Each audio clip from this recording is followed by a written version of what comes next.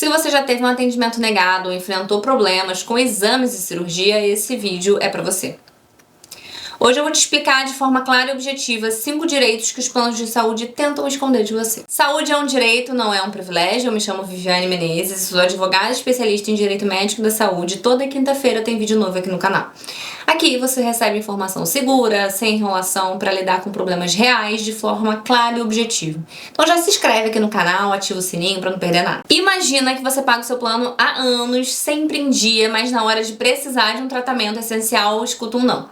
Isso é comum, na verdade. Isso pode ser por medicamentos de alto custo, exames negados ou até internações. Saiba que isso não é só frustrante, mas pode ser também ilegal. Por isso que hoje eu vou tratar aqui com vocês de 5 direitos que você possui e o plano de saúde ignora. Quais são eles, né? Quais são os direitos que eu vou tratar aqui hoje? O primeiro deles é que você pode ter cobertura de tratamentos experimentais ou fora do rol do INSS. O segundo é que não existe carência para urgência e emergência. O terceiro é que quem decide os materiais ali de órteses e próteses, etc., que serão utilizados no tratamento do paciente é o médico, cabendo ao plano custear. O quarto é o reembolso de consultas e tratamentos em alguns casos. E quinto, se você teve um reajuste abusivo, você pode ter de volta todos os valores indevidos. Então vamos lá, vamos explicar cada um deles agora. O primeiro direito que a gente vai tratar é o fato de que você realiza um tratamento experimental ou fora do rol da ANS, então você pode ter direito sim à cobertura pelo plano, né? O rol da ANS é uma lista de procedimentos mínimos que os planos de saúde de um modo geral são obrigados a cobrir, definida pela Agência Nacional de Saúde Suplementar, a ANS. No entanto, essa lista ela não pode ser vista como um limite absoluto. Existem algumas situações em que tratamentos fora desse rol, eles devem também ser custeados pelo plano, tá? Um exemplo real disso aconteceu com um paciente diagnosticado com atrofia muscular espinhal, o famoso AME, uma doença que é muito rara e progressiva, inclusive. O médico ele prescreveu o uso de um medicamento específico, um dos mais caros do mundo, que não constava no rol do INSS. Nesse caso, o plano de saúde ele negou a cobertura, alegando que não havia essa previsão na lista. A família do paciente, obviamente, recorreu à justiça e o STJ decidiu que o plano deveria sim custear o tratamento, porque ele era essencial para a qualidade de vida do paciente e tinha esse respaldo jurídico. Então, esse caso ele reflete muito bem esse entendimento importante do STJ. Quando um tratamento for indispensável e houver essa indicação médica fundamentada, a negativa do plano de saúde pode ser sim considerada abusiva. Além disso, a autonomia do médico ela deve ser respeitada, permitindo que ele prescreva o melhor tratamento para o paciente, mesmo que não esteja no rol do INSS. Mas é claro, não só nessa situação, mas cada caso é analisado individualmente, considerando alguns parâmetros, principalmente aqueles critérios técnicos e científicos. Mas se o seu plano de saúde negou um tratamento que é essencial, é possível entrar com uma ação judicial para garantir esse direito. Então é importante e vale a pena você confirmar ali com um advogado especialista sobre o seu caso específico, leva laudo, parecer, a própria negativa do plano e analisa certinho com o seu advogado. O segundo direito muito importante que o plano não quer que você saiba é que não existe carência para urgência e emergência. Em caso de necessidade de atendimento de urgência, essa legislação brasileira, de um modo geral, assegura que o prazo de carência não pode ser superior a 24 horas, tá? De acordo com a ANS, a carência é o tempo em que o beneficiário precisa aguardar após a contratação do plano para ter direito a determinados procedimentos. E os prazos máximos estabelecidos pela ANS são: de urgência e emergência são de 24 horas, as cirurgias e exames de alta complexidade são de 180 dias, partos a termos são de 300 dias, de doenças pré-existentes de 24 meses, enfim. A ANS ela regula as operadoras de plano de saúde e determina que esses prazos eles sejam de fato respeitados.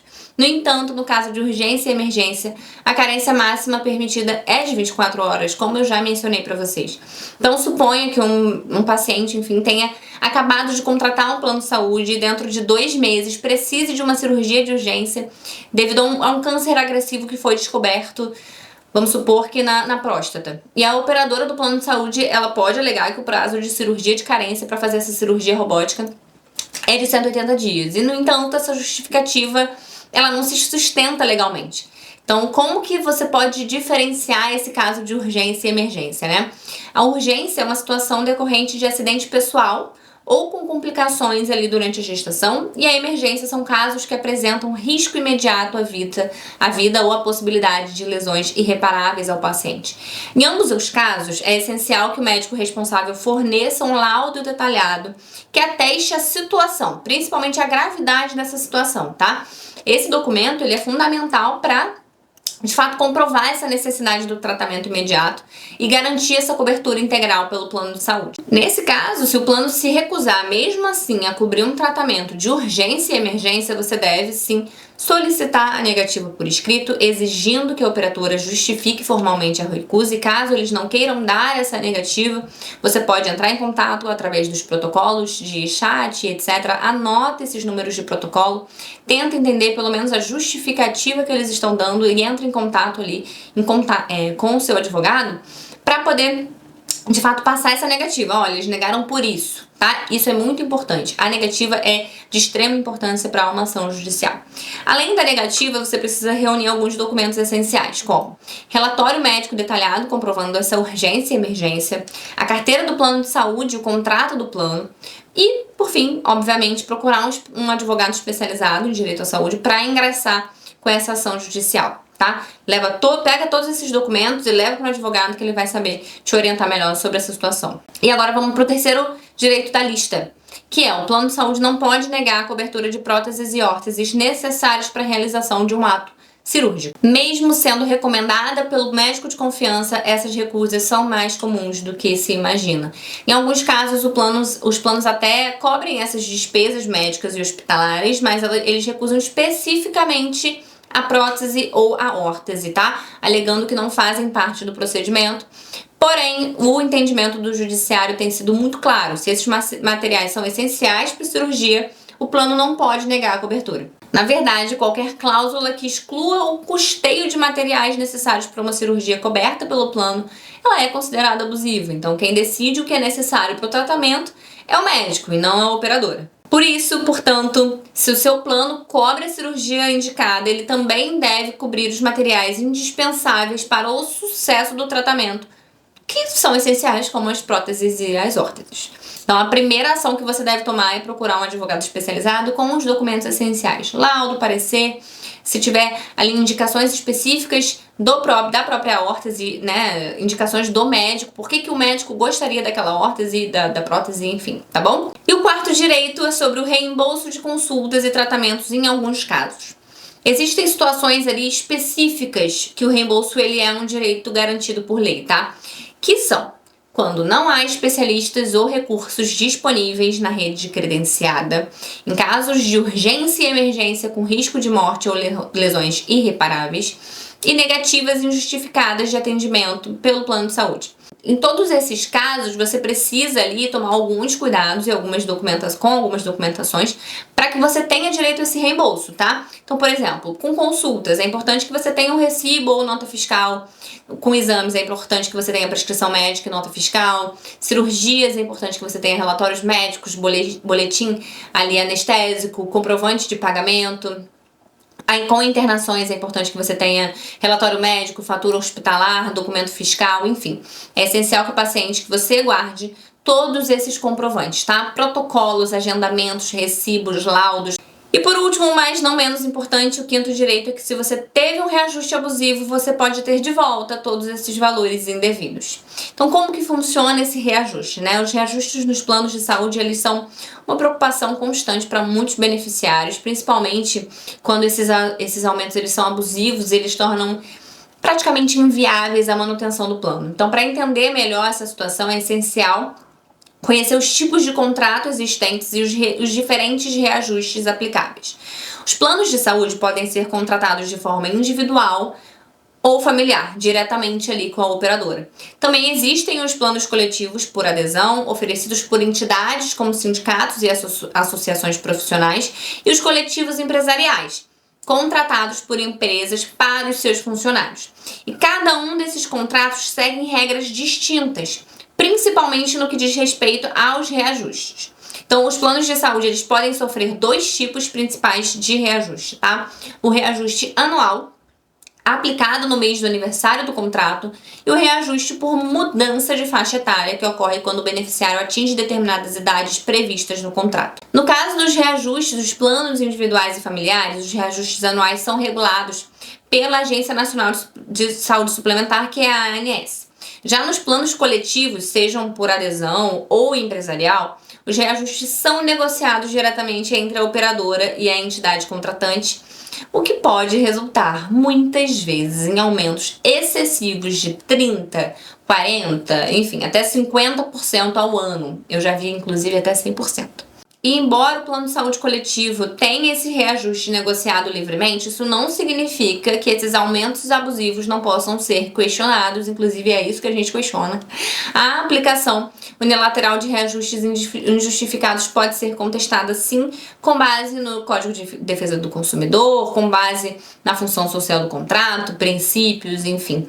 E a jurisprudência, que são aqueles entendimentos do judiciário, ela já identifica e já reconhece essa abusividade. E em diversas situações judiciais, os reajustes excessivos eles foram afastados, tá? É uma prática comum entre as operadoras que quer vender esses planos coletivos empresariais para pequenos grupos familiares, utilizando um CNPJ apenas para escapar desse controle da ANS, desse reajuste. Então, esses contratos, conhecidos como falsos coletivos, podem ser, inclusive, reclassificados como planos individuais e eles se tornam sujeitos também aos limites de reajustes regulados pela agência.